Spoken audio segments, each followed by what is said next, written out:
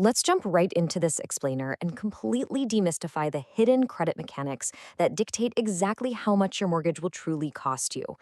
For most people, a mortgage rate kind of feels like the weather, right? It's just something you watch on the news, something that just happens to you. You see average rates hovering around 6.5%, you figure that's what you're going to get, and you just accept whatever number the loan officer hands you across the desk. But what if I told you that you have the power to actually change that number? And not over the course of years, but in just a few short weeks. Picture this for a second.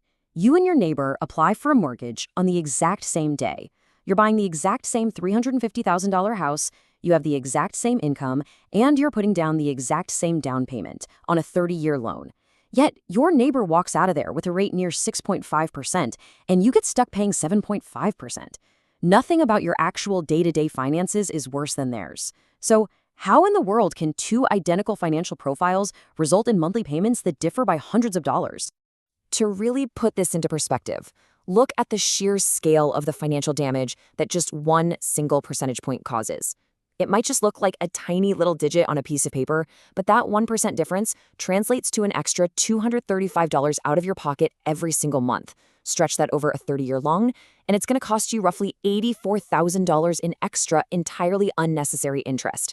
And think about this. If you were to take that $235 a month and invest it instead, you're looking at $250,000 in lost investment returns. That is literally life-changing money, just quietly vanishing. Section 1. The hidden mortgage menu. So mortgage rates aren't just pulled out of thin air. They're actually pulled from a hidden menu based on really strict credit tiers.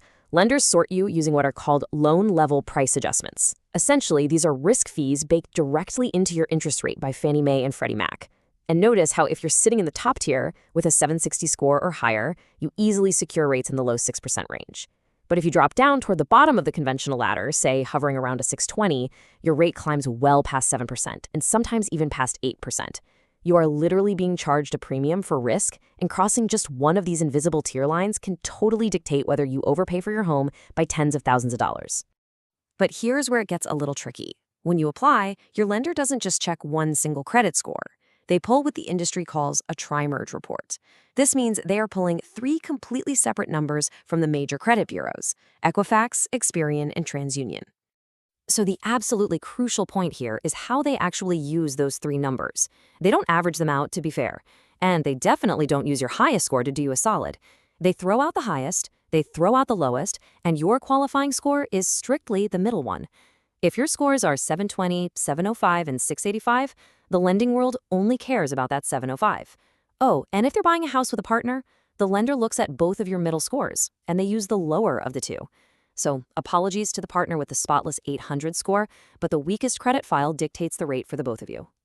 You also have to be incredibly careful with where you're getting your credit information.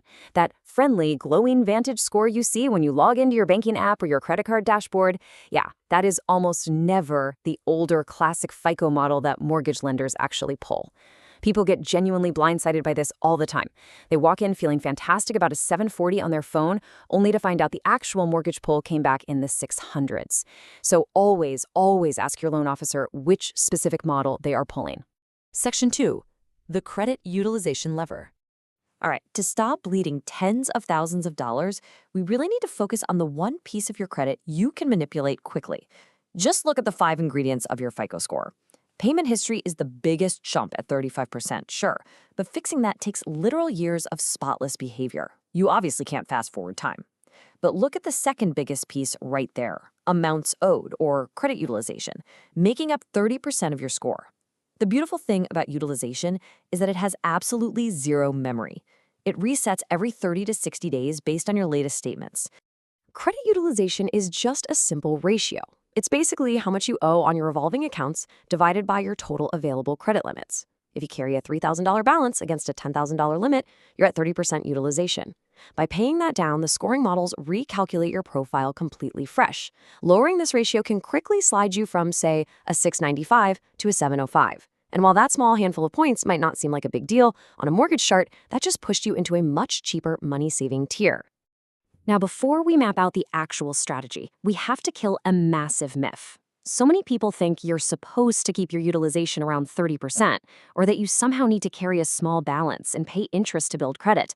That is completely false. 30% is the line where the damage to your score starts to accelerate. It is absolutely not the target. Your goal, especially right before a mortgage application, should be single digits, ideally well under 10%. Section 3, your pre-mortgage playbook bar. Okay, here's exactly how you execute this maneuver right before you hit the closing table. You really have to treat credit cleanup as the very first step of house hunting, not some last-minute scramble. Here's your calendar. 6 weeks out, pull your reports and identify the exact statement dates for all of your credit cards.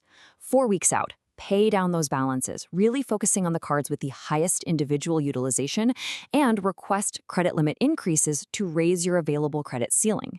Then, 2 weeks out, you absolutely freeze your credit activity. No new spending, no new accounts whatsoever. And this brings us to the single biggest trap buyers fall into, the timing. The credit bureaus honestly do not care about your payment due date. They care about your statement closing date. If you pay off your card on the due date, you might feel super responsible, but the statement has already closed and captured a high balance, which means the lender still sees a maxed out snapshot. You must pay those balances down before the statement closing date. But what happens if you did the work, you paid the balances, and your lender still pulled a stale, higher number just because the bureaus haven't updated yet? Well, if you are tight on time, you ask your loan officer for a rapid rescore. This is a lender-initiated tool where they submit proof of your paid down balances directly to the bureaus for you. Instead of waiting the usual 30 to 60 days, this fast-tracks your updated score in just 3 to 5 days, locking you right into that better pricing tier exactly when it counts. Now listen, this playbook becomes even more absolutely vital in 2026. The lending industry is actually shifting away from purely using classic FICO and tri-merge reports. They're moving towards Vantage Score 4.0 and bi-merge reports, which utilize something called trended data. Instead of just looking at a single snapshot of your credit on one random day, trended data looks at your financial habits like a short film. It can actually see if your balances have been steadily coming down or creeping up over months. A downward trend proves you are a much safer borrower. Section 4. Traps that destroy your rate. Knowing the right moves is only half the battle, right? The other half is not tripping over your own feet at the finish line. Never, ever close old credit cards to try and simplify things before a mortgage. It instantly shrinks your total available credit, which spikes your utilization ratio. Absolutely do not go finance a couch or appliances before closing. A new hard inquiry and new debt can literally sink your loan. Avoid the temptation to pay thousands of dollars out of pocket for discount points to lower your rate when you can fix your score for free. And finally, don't just accept a bad rate thinking, oh, I'll just refinance later. Refinancing costs thousands in closing fees, and you'll bleed money on high payments while you wait. Ultimately, understanding these hidden mechanics is the true foundation of financial literacy. Moves like a rapid rescore or expertly managing your utilization aren't some shady insider secrets. They're just tools for those who understand how credit, debt, and timing all fit together. Which really begs the question, if this one hidden menu could cost you $84,000, what other incredibly expensive traps are you falling into simply because you don't know the rules of the game?